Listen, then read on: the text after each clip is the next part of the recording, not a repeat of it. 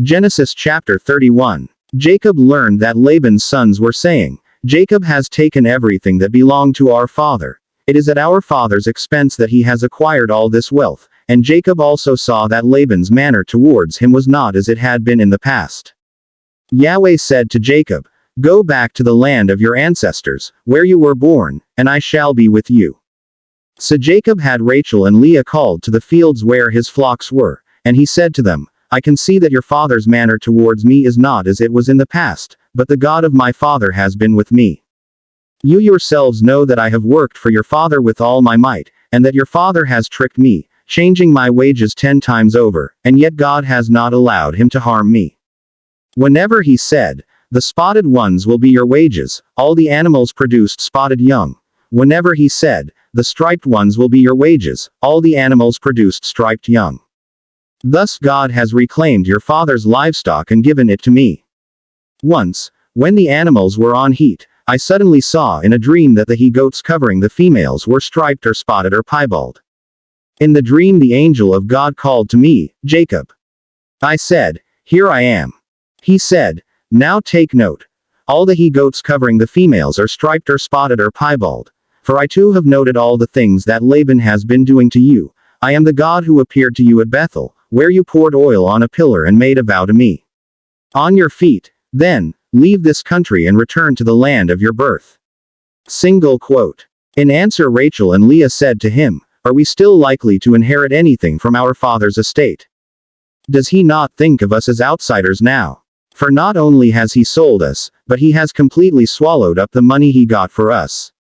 All the wealth that God has reclaimed from our father belonged to us and our children in any case. So do whatever God has told you." Forthwith, Jacob put his children and his wives on camels, and drove off all his livestock, with all the possessions he had acquired, the livestock belonging to him which he had acquired in Padan Aram, to go to his father Isaac in Canaan. Laban was away, shearing his sheep. Rachel in the meanwhile had appropriated the household idols belonging to her father, and Jacob had outwitted Laban the Aramean so that he would not be forewarned of his flight. Thus he got away with all he had. He was soon across the river and heading for Mount Gilead.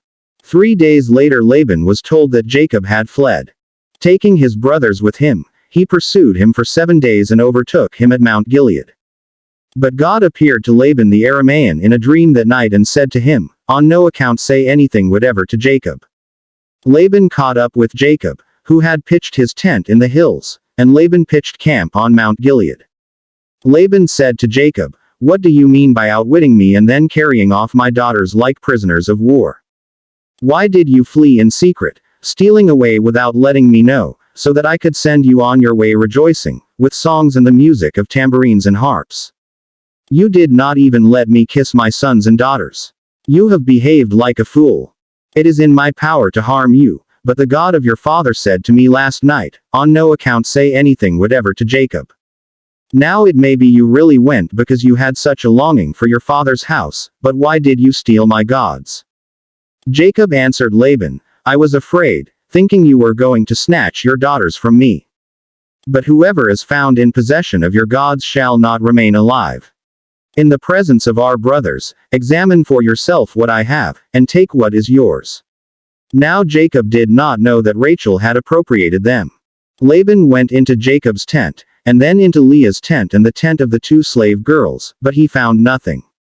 He came out of Leah's tent and went into Rachel's.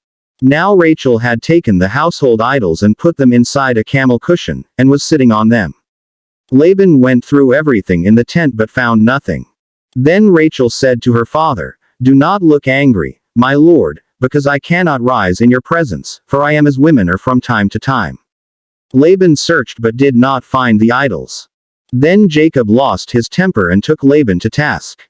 And Jacob said to Laban, "What is my offense, what is my crime, for you to have hounded me like this? You have gone through all my belongings. Have you found anything belonging to your household? Produce it here in the presence of my brothers and yours, and let them decide between the 2 of us. In all the 20 years I was under you, your ewes and your she-goats never miscarried, and I never ate rams from your flock. Those mauled I never brought back to you, but bore the loss myself. You demanded compensation from me, whether the animal was stolen in daylight or at night. In the daytime the heat devoured me, and frost at night. I never had a good night's sleep. It was like this for the 20 years I spent in your household. 14 years I slaved for you for your 2 daughters, and 6 years for your flock, since you changed my wages 10 times over. If the God of my father, the God of Abraham, the kinsman of Isaac, had not been with me, you would have sent me away empty-handed. But God saw my plight and my labors, and last night he delivered judgment. Laban replied to Jacob, These daughters are my daughters and these children are my children, this livestock is my livestock, everything you see belongs to me.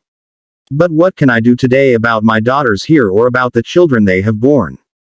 So come, let us make a pact, you and me, and let that serve as a witness between us. Jacob then took a stone and set it up as a memorial. Jacob said to his kinsmen, Collect some stones, and gathering some stones they made a cairn. They had a meal there, on the cairn, and Laban called it Jegar-Sahadutha while Jacob called it Gilead. Laban said, May this cairn be a witness between us today. That is why he named it Gilead, and also Mizpah, because he said, Let Yahweh act as watchman between us when we are no longer in sight of each other. If you ill-treat my daughters or marry other women besides my daughters, even though no one be with us, remember, God is witness between us. Then Laban said to Jacob, Here is this cairn I have thrown up between us, and here the pillar. This cairn is a witness, and the pillar is a witness, that I am not to cross to your side of this cairn and you are not to cross to my side of this cairn and pillar, with hostile intent. May the God of Abraham and the God of Nahor judge between us. Then Jacob swore by the kinsman of his father Isaac. He offered a sacrifice on the mountain and invited his kinsmen to the meal. They ate the meal, and passed the night on the mountain.